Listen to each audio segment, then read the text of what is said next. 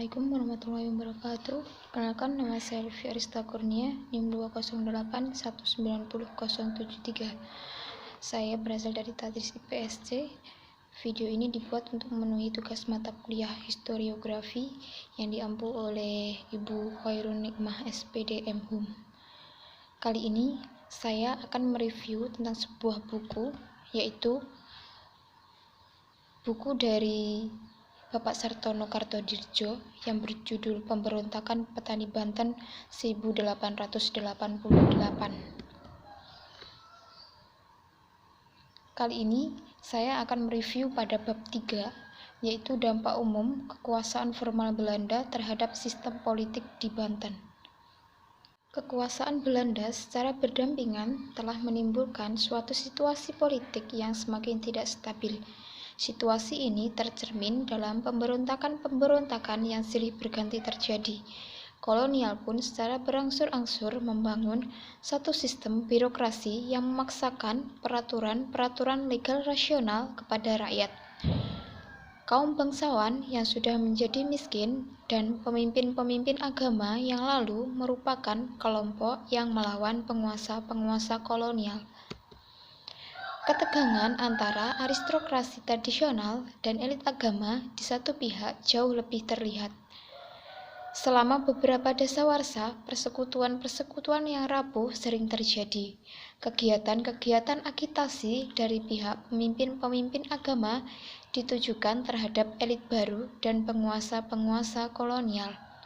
Mereka menggunakan gerakan-gerakan mileneri dan kekerasan, sementara elit baru pada akhirnya bersedia menyesuaikan diri kepada unsur yang dominan dalam masyarakat Banten, yaitu penguasa kolonial.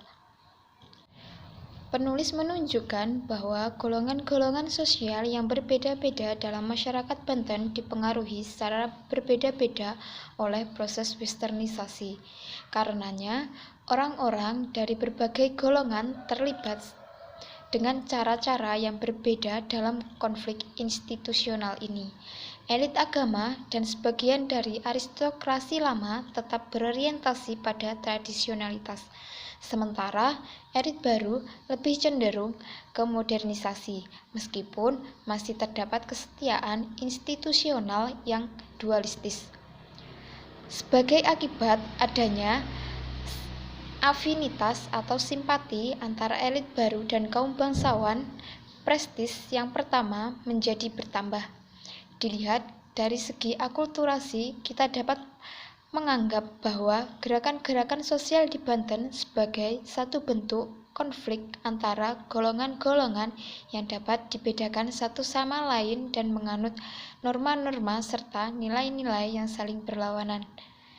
Di bawah pengaruh Barat, masyarakat Banten terpecah menjadi golongan-golongan yang saling bertentangan berdasarkan kesetiaan kepada lembaga-lembaga tradisional atau kepada lembaga-lembaga yang didatangkan dari luar.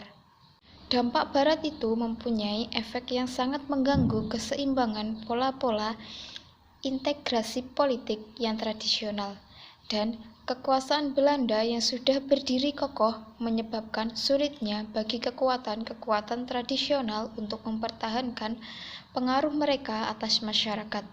Satu-satunya cara untuk bereaksi terhadap efek yang mengacaukan lembaga-lembaga tradisional adalah dengan memobilisasi kaum petani dan melawan kekuasaan kolonial. Demikian video dari saya. Apabila ada kurang lebihnya, saya mohon maaf. Wassalamualaikum warahmatullahi wabarakatuh.